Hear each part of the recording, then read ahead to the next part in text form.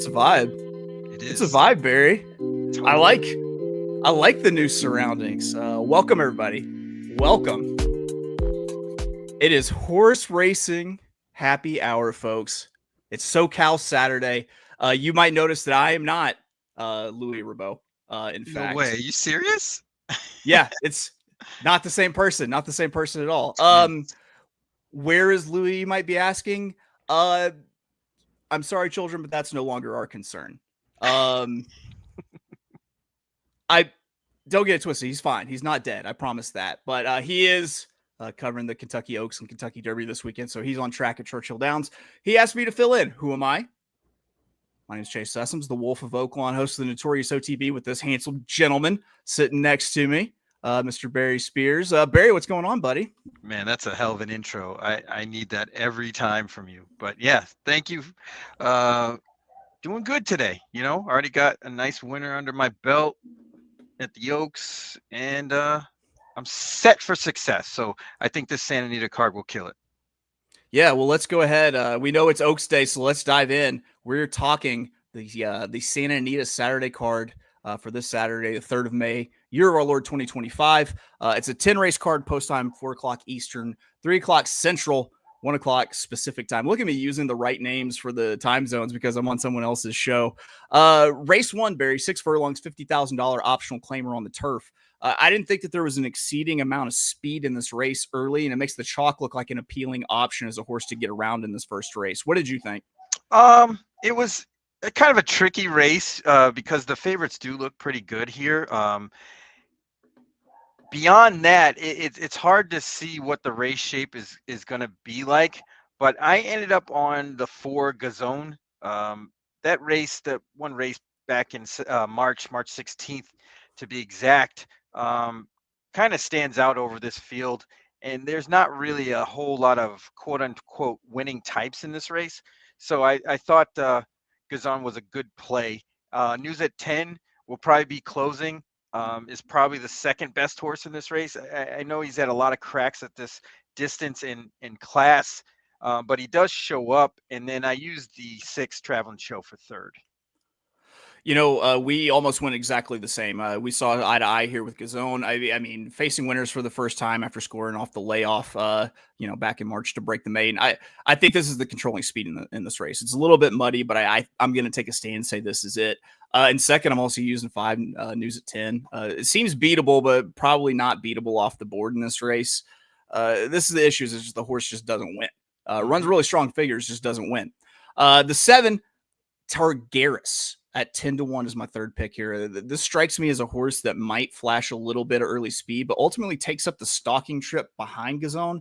I didn't think they're going to be going fast early. I think that Targaris could hold to get a piece of at a longer price here. So I was 4-5-7. Barry, you were 4-5-6 in race 1. Let's hit race 2, 6.5 furlongs, $50,000. California bred maiden claiming. Barry, I feel naked without my sound drops that I usually use. I'm just scrambling for buttons right now, but maiden races are won in gate to wire fashion a lot of the time. I think you take a stab with the runner in this race with the forwardly placed running style that it's exhibited in its first 2 races with a healthy early pace figure on time form. I'll go ahead. I'll lead this one off, Barry. I liked the 3 Flash That Smile at 10-1 for Sean McCarthy for Tyler Bays up in the irons. He gets a second crack after the 1-year layoff after being the speed and fade. I feel like Flash That Smile obviously needed that race, and I'm really looking forward to this second start off of the layoff. And then McCarthy's been putting just steady 5 furlong drills through this horse. And if there's one thing I've taken from Barry, it is the long 5 furlong workout leading into a race. I used the 6 and 2nd Big Whoosh at 9-2. We're dropping from maiden special into maiden claiming in this race, and we're taking a big time cut back in distance here. What Big Whoosh shows is a little bit of an ability to pass other horses, which I think you typically want to use that horse in your maiden races. Because if we get a surprise pace rush from the first time starter or a change in tactics, this one could be the only one that can pick up pieces. And then the 3, I use the Chief, Maria Tall Chief, 9-5. Phil D'Amato, good first off the turf. Maria Tall Chief making that career debut on dirt. And the turf figures are good enough to win this race. But I think there's some right to skepticism here, and I don't think you accept a short price. I think Maria Tallchief sitting up close, going to try to stalk and pounce. It just remains to be seen if she can do that for anything other than minor awards. Barry, what do you think of race 2? I thought it was a really interesting race because a lot of these horses are coming off of the turf. And you get a weird sort of run out of turf horses who run on dirt. A lot of them like to kind of get to the lead or make a real nice middle move and then fade. So I have the thought that a lot of that is going to be going on in this race. And then I landed on the 6 Big Whoosh, who kind of looks like a closer. But I think the dirt might help this horse. And with everybody who I think is going to back up, this horse could easily, pass everybody and win this race. This is a really tricky race, to be honest. I used the 7 Smiling Forever for second. Just really on the dropping class might move this one up a little bit. And then lastly, I use Maria Tallchief, who has been very consistent. Same thing, dropping down in class slightly. 9 to 5 is tough to take on anybody in a race like this, so we throw that one in for third. Well, there we go. Race 3, we're jamming along, 5.5 furlongs, $16,000 claimer on the dirt. For once, I'm not going to be that guy that thinks that every single sprint race has a pace collapse early. I totally am that guy, but for this brief period, I'm going to elect to be Love's early speed guy. The shorter sprint distance makes that decision a little bit easier because it plays even more to early speed. Did you think speed took this on the front end, or are you looking for something a little more tactical in race 3, Barry?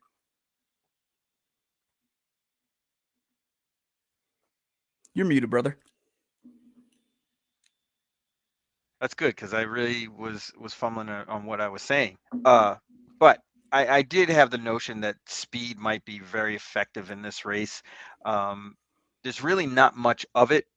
And I landed on Sir Maximus to kind of dial back one of those performances he had back in November of last year. These are the bottom level claimers, and it's kind of a crapshoot. These horses don't really like to win or pass horses, so I think a horse like Sir Maximus, who's going to be forwardly placed, might be the way to go. There you go. What's 2 and 3? Let's hear it. I used the 5. What's the horse's name? Zombo Bombo. For a second, how did I forget that one? Seems to have some speed also. I mean, it's really tough with these conditioned claimers. I mean, this horse is running at 32,000 non-winners of 2, just like this race, but double the price. It's such a tough read, but this horse seemed to have a little bit of an edge, Beyer speed figure wise over the field, so we'll use that one for second. And then I use the 6 Cupid's Crusader for third, kind of picking up the pieces. This horse had ran a couple of good races back at Santa Anita last year. I think that one might pick up the rest of them. Yeah, I went with the 4. A horse you didn't mention, Looks Rare at 4-1. We're getting the ultimate equipment change here. I love playing first time geldings, but there's one thing specifically that I'm looking for whenever I actually play a first time gelding, which is workout patterns that look more focused, more regular, less erratic, less all over the place with times and everything. And I think I get that here with Looks Rare. So I think that this one might be a little bit more focused, a little bit, ready to go. I was one of 51 on the work tab recently, going 5 furlongs. And, sometimes with maidens, we ask what's different. And I feel like lower level claimers, you have to ask that question too. So I'm answering the what's different question with the gelding Looks Rare 4-1. I agree with you on Zombo Bombo. There's not like a ton to like in this race, but I do think that you have to include Zombo Bombo underneath. And then you mentioned the other horse. I like the 3 Sir Maximus 9-2. I think that Raylu gets to do what Raylu does best in this race for George Parabon, which is put him on the lead and send, put him on the lead. And I love Raylu when he is on the lead. So I'm including that one in third. Barry, we moved to what I thought could be a tough race, but could lead to some prices. Race 4, 6.5 furlongs, $50,000 maiden claimer on the turf. What do you think here? What are we doing? Again, this is another race that could go a lot of different directions. There's really no clear sort of pace scenario that could or couldn't develop. I kind of want to think that there's not that much speed in here. So I landed on number 2, Pondicherry. This horse back last year, October 25th, ran a pretty decent race on the turf at this same level and kind of got away from that for a little bit.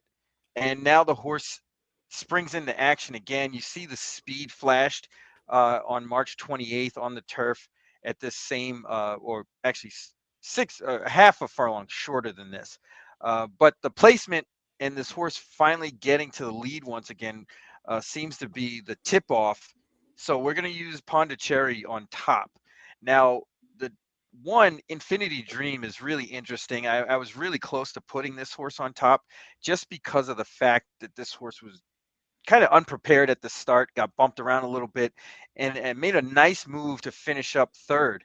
In the racing form, the last two calls, you see the horse is 13 lengths back and then 6.5. So this horse was either motivating or passing horses late, which is always a good sign for a first-time starter. But we'll leave that one in second at 8-1. And then the third horse I used was the 6 Cloudy Women, kind of the best of the rest, dropping down slightly. I think that might make all the difference, but I think this horse is going to be closing late rather than being up close and may pass some rivals late. You thought about putting Infinity Dream as your top pick. I lived that dream. I got the number 1 Infinity Dream on top here at 8-1. A lot of what you mentioned got a bad bump in the debut effort here in the maiden claiming. Sure, it was a maiden claiming debut, but I do think what was notable was that we drew Flavian Pratt for that mount last out, and this one needs to fire off the layoff, but we don't necessarily like starters on the rail of maiden claiming races, but we'll go ahead and we'll take one here, and I'm gonna use like you said, the 2 Pondicherry. I could see the early speed being dangerous in this maiden race full of horses that haven't shown the ability to pass. Then the 7, Glamorama, 3-1. The chalk in this race, I think you need to consider it for the simple fact that it's just once again shown the ability to pass horses. I feel like these races are either wired or from the clouds because that's just like the stage of learning that these horses are at in that spot. So I was 1-2-7. You were 2-1-6. Yes, 2-1-6. I feel like I'm routinely passing like a cognitive like exam. Like, yeah, look at me remembering this sequence of numbers. Way to go, there you go. All right, race 5, 5.5, $50,000 optional claimer on the dirt. I thought that this should be a pace and balance to take advantage of here because all of these speeds have dismal late pace figures, from the time form US figures, and the pace gets hot. I'd rather take more of the plotting style I get from one horse on top. But Barry, am I right or wrong with this pace? How do you see it? On paper, this looks like, how in elementary school you had field day and you have like the 50-yard dash and all the kids line up and they all run as fast as they can and the least tired one wins. I think that's what's going to happen in this race, honestly. It looks like they're all going to send. And if any jockey has the inkling to take back slightly, they might be in a good position, and I think the 1 might be able to do that. Gracie's Big Day. The last race, it was kind of indicative of the trip that I'd like to see, almost the exact same thing. Kind of sit, pounce. There's enough speed here with Night with Louis, Fibonacci's Ride, going deep. They all seem to have a lot of speed. Spotted Haze is another one. So this one was kind of the best closer of the bunch, so I took Gracie's Big Day on top. I used the 5 Spotted Haze, who showed ability to slightly rate, and that was the difference between picking the 5 and the 2, who I picked for third. The 2 Night with Louis third, who looks like an all-out speedball. We look at us. Hey, look at us. Who would have thought? I'm on the number 1 Gracie's Big Day at 6-1. Like, even if this horse had a few holes to poke in it, it's an extreme pace scenario with this being the real lone off pace horse that's good enough to win, I think.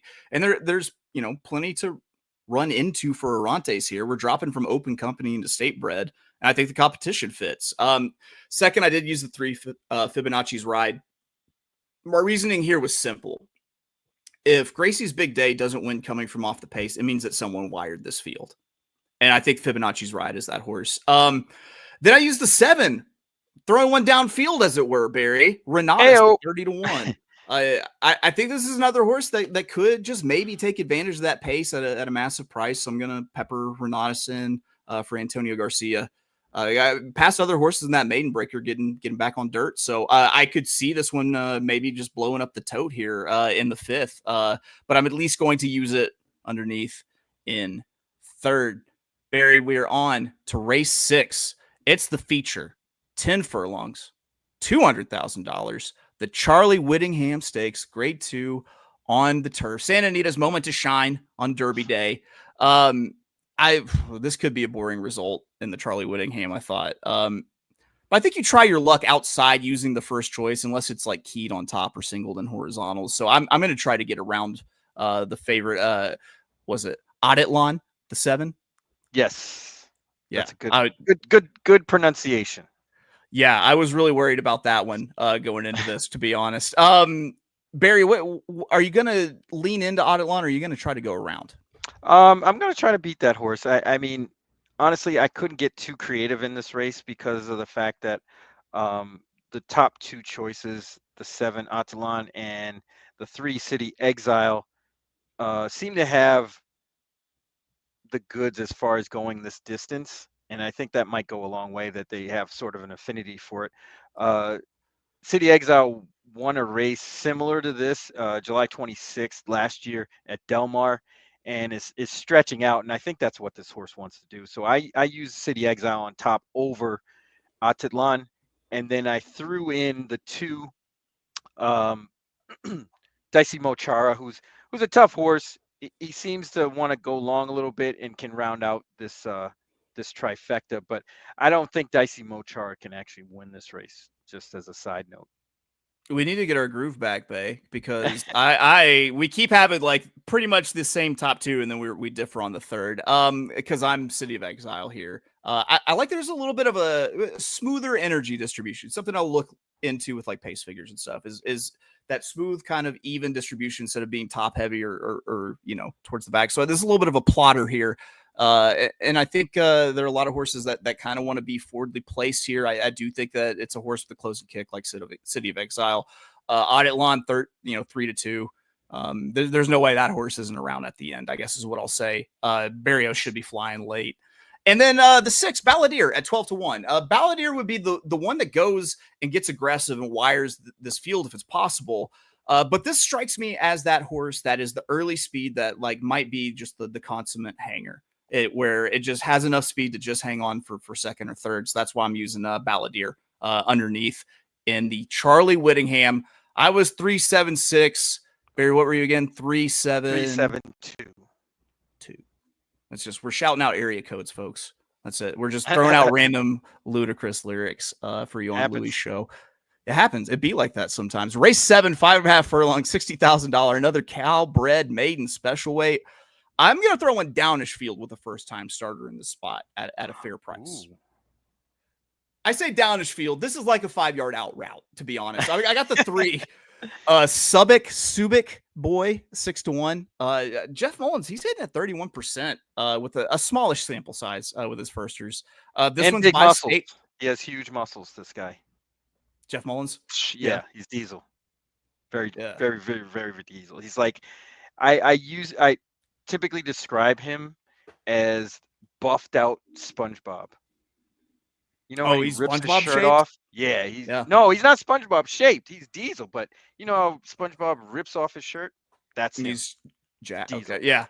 See, I have the issue of being SpongeBob shaped. I was wearing a yellow shirt the other day, and I decided to put on a pair of pants. I was putting on a pair of brown pants, and I was like, hold on, you were unwittingly dressing like SpongeBob, and you were shaped like SpongeBob, so you need to cut that out.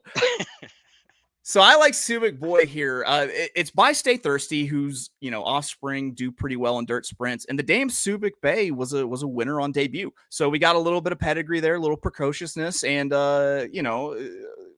Stay Thirsty does decent enough.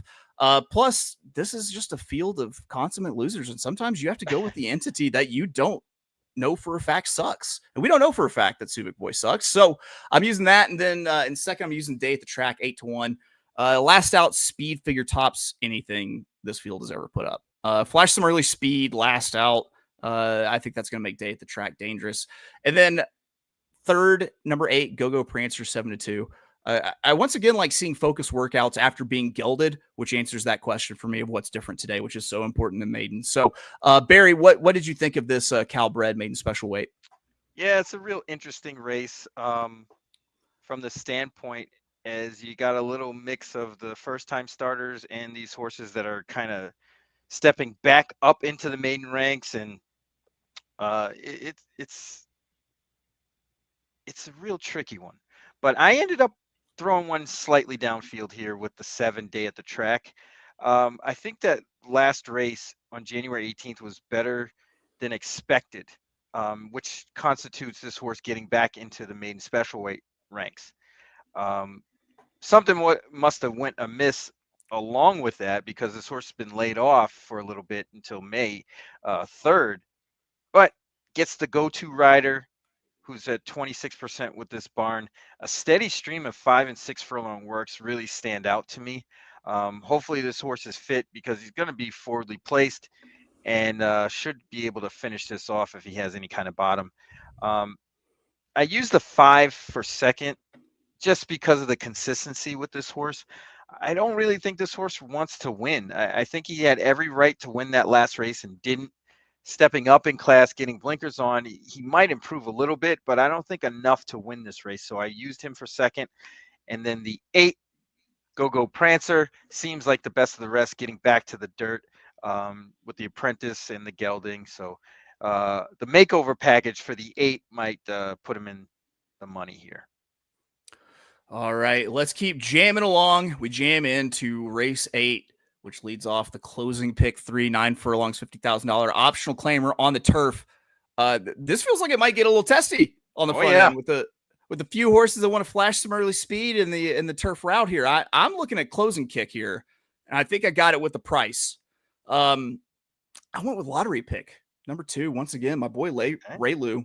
6-1, up for Peter Yurton. I like seeing the aggressive class move after coming up just short against $32,000 claimers last out. Yurton moves lottery pick to a $50,000 optional claiming, takes the tag off. I love aggressive spottings like this from trainers. So I'm taking that as a good sign with the 2 lottery pick. Using the 6 Nitty at 10-1. Leonard Powell drops in Nitty, who I think is a very live long shot in this race. He comes in off of 2 straight trouble trips, but look out, because with the clean trip, this horse can fly late. And then I threw another one downfield with the 11 Lahaina Lover at 12-1. Why not Lahaina Lover at a price? If you want back class, we've got to win against simpler competition. Speed figures were trending up before the layoff, and it looks to be training well and getting a little bit of a weight break here. So I was kind of all over the place hunting prices here with the 2 lottery pick at 6-1, the 6 Nitty at 10-1, and Lahaina Lover in third at 12-1. Barry, are we booming this? Are we booming this 8th? Yeah, well, I don't think favorites are going to do well in this race. The favorites just don't look the part. There's a lot of other horses doing better things and can improve in this race. I landed on the 8 El Rey Rey. This horse has some versatility, can be up close, can be off of it. I think they would prefer a stalking trip, especially cutting back in distance from the 1.25 mile race on March 28th. So that being said, I think this horse kind of sits in the catbird seat and will get first run. We'll have to hold off Zalamo, who I think might be tough in this spot, who was in that same race that El Rey Rey is coming out of and actually finished ahead of him. But I think getting the jump going this distance might be better for El Rey Rey. And then I used lottery pick to pick up the pieces for third. I just think this horse is going to be too far back to win this race, but will be on the scene late.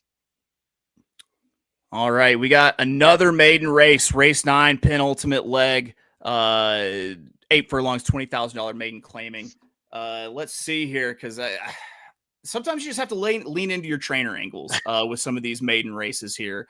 And I'm going to try to do that here with a horse making a surface switch with a trainer that's good with the move. Barry, I kicked it off with the 5, Bound to Succeed. 4-1. Okay. Don't accept a short price on this horse, but fortunately, I don't think you'll have to. It's going turf to dirt for Peter Yurton with a pedigree that says no problem. So I think you take him on the surface change there, 4-1. And then I was the 7 Stepbrother Austin, 8-1. Could be the early pace in this race for Doug O'Neill. So I think that, once again, always dangerous when it comes to early pace and maidens. And the number 10, Majestic Palisades, 8-5. Impossible to leave this one off because the figures tower, but personally, I'd rather look for, better value in a field of chronic losers. So what do you think for race 9? I ended up on the 7, Stepbrother Austin. I think this horse is going to get turned loose on the front end and go for it. And I think that might make all the difference, especially second time at this level. I find that really effective. And this horse dueled while wide last time. Might have a little bit of a pace advantage and get to the lead here and finish him off. The other horse I'm going to use is the Gypsy Cowboy. I think the slight drop in class, and again, second time at this level, is going to make all the difference. And this horse should be coming late. And my third horse would be Noble Gary for the same reasons. I'm not really too enamored with this horse because he's been up and down the class ladder. But I think this particular class level he really fits at. He got beat by 11 last time. So you can kind of put a line through that. He's probably a lot better at this level than it appears on paper. So we're going to use that one for third. I really wish we had a breaking news thing here because while Barry was reading off that, I was watching the La Troyenne. Barry, down goes Torpedo Anna. Didn't even hit the try. As we thought. Bingo, $20 winner on Raging Sea there if you pays to listen to the Notorious OTP, folks. All right. Barry, yeah, I gave you my plays here. We are down to the final leg. We're talking race 10, 6 furlongs, $50,000 optional claimer on the turf. Crazy stuff always happens in the last race of the day, Barry. Oh, yeah. What crazy stuff is going to happen Saturday, SoCal? Tam's Little Angel is going to win the race, and our guy Orantes is going to have at least 2 winners on the card. At least, I think. Don't you love these big weekends elsewhere when like the little guys just like ball out? Like I used to call BC Weekend Kendrick Carmouche Appreciation Day at Aqueduct. Yeah, it's always cool, because those guys, they work hard just like the others, and they don't always get the best horses and make the best out of what they got. When those guys are out of town, they love to take advantage to ride those Cadillacs and get in the winner's circle. So kudos out to them. Hopefully our guy Orantes can get this horse in the winner's circle. But the reason I use this horse, he's just better, or she's just better going to the flat 6 furlongs rather than down the hill, but has the versatility to win on both. Did it back-to-back, January 19th and February 8th. Kind of went into the Irish O'Brien and didn't get a great trip, got bumped around a bit. He was only 7-1. He was bet a little bit. She was bet a little bit. Now gets into this race where I think she might have a little bit of a class edge and gets the win at 8-1. I'm going to use the 6, Not a Sinner, for second. This horse ran a really good race March 1st against Ange and Ash, who is a really decent horse on the flat 6 furlongs out there in California, and almost won that race, to be honest. And I think this is another good spot for this horse to close into. And then I'm going to use the horse that finished third in that same race, Nini Diamond, to round out the trifecta. So this one might get a little crazy. I think it's going to get crazy because we only have one horse in common. I have another one that's a double-digit odds. And another one that's a fair price. Leaning into the crazy stuff always happens in the last race. I'm using the number 3 Needle Point, 12-1. It improved in the second start in North America, and this one broke the maiden on debut in Chantilly in France. I think this one has some kick late and is around at the end. I also think of like Chantilly as maybe being a little bit boggy, so the concern that maybe the turf is a little too firm, but we'll see. The juice is worth the squeeze at 12-1 with Needle Point there at the 3. And then we agree, number 6, Not a Sinner, 12-1. Kyle Frey for Simon Callahan.